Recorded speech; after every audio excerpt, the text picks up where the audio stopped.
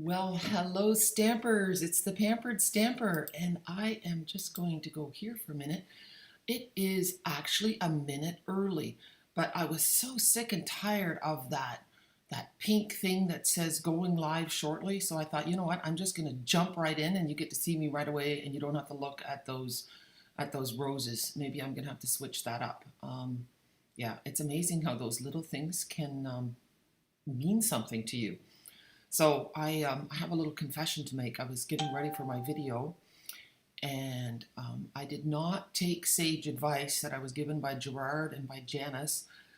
And because, sometimes I can be just a little bit disorganized, or, I'm missing something, and that frustrates me.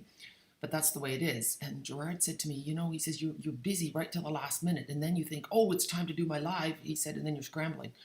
And so this morning I was quite ready on time, had everything ready to go.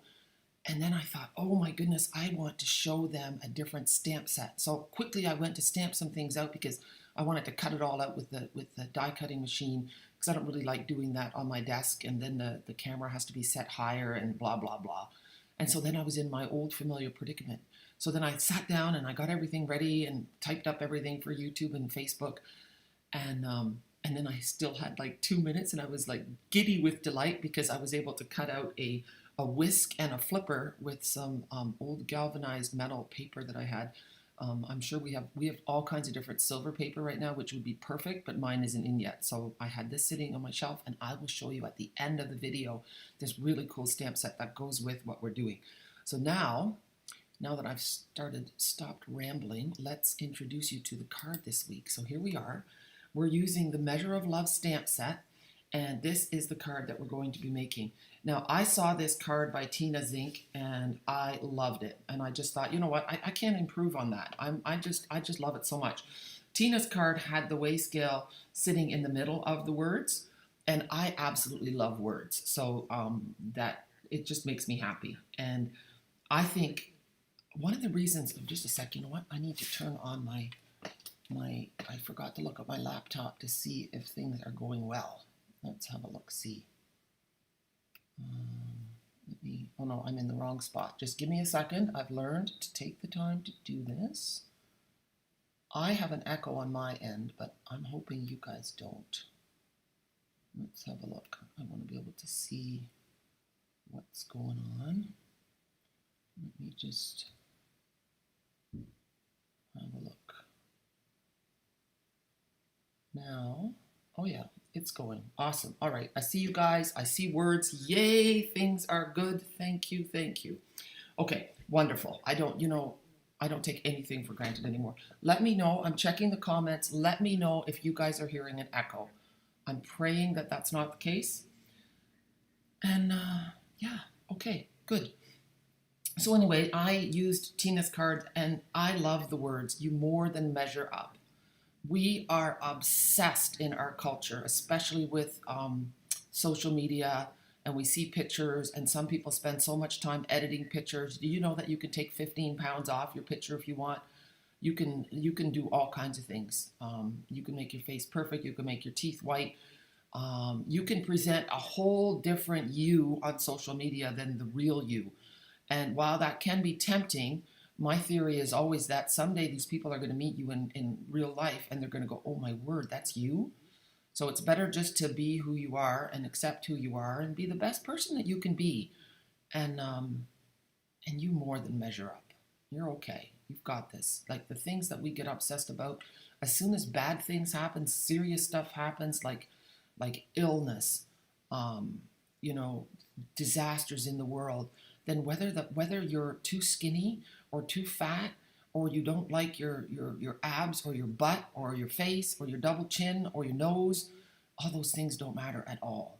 And the Bible tells us that too. It's what's in the inside that counts. So anyway, end of lecture, and that's not what you came here for. You came to make a card. So if you got the kit from me, you have everything in your envelope. And I do apologize. There were no extra pieces of white put in there to make your weigh scale, but I know that everybody has oceans of extra white paper laying around. Okay, if you don't, you let me know and I'll send some in the mail to you. And next time I'll make sure that it is there. So what we're going to do first is we're going to take the words "you more than measure up," and I don't think it works that well to use the Stamparatus for this, so I freehanded it. No echo here. Thank you so much, Kathy. That makes my day. Awesome.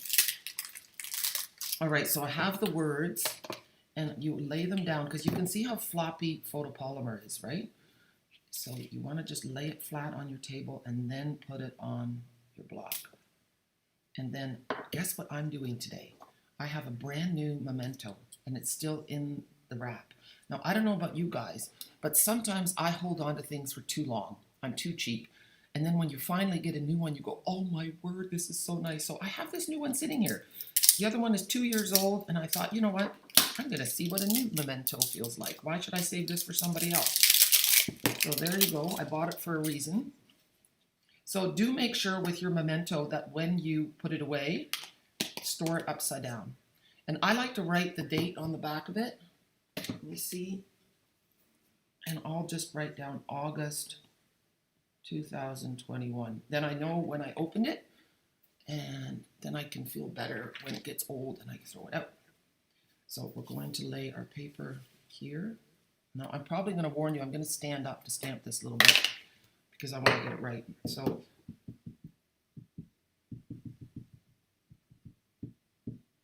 and maybe the first time I should just see how there's a little bit of a blob on the U. I don't know if there was something stuck on my paper. So I'm just going to stamp on my grid paper for a minute so I don't wreck my card. See, it's a little thick there. I don't like that. So you can always practice. Grid paper is a wonderful thing, and grid paper is available in the catalog. It's really nice to practice on. And you know what? Maybe I'll start at the bottom because it's going to be covered up. So by that time, so there's one. And this does take a little bit of time. But if anything that we've learned from COVID is to be a little bit more generous with our time. It really doesn't matter what is the big hurry. Life is not a race. So I've decided that when I do offer classes, they're going to be at a different pace. They're going to be slower, and we're just going to enjoy the process. And I think that people enjoy the getting together with people just as much as they do the actual stamping. See, so every card is going to be different, whether you have your words close together or a little bit further apart. And if you're really particular, you can line up your words with your grid lines, but I'm honestly, I'm not. I'm not. And that's okay. We're all different. And then the weigh scale is going to cover up most of it anyway. It's the idea of this. If we hear it often enough, maybe we'll believe it.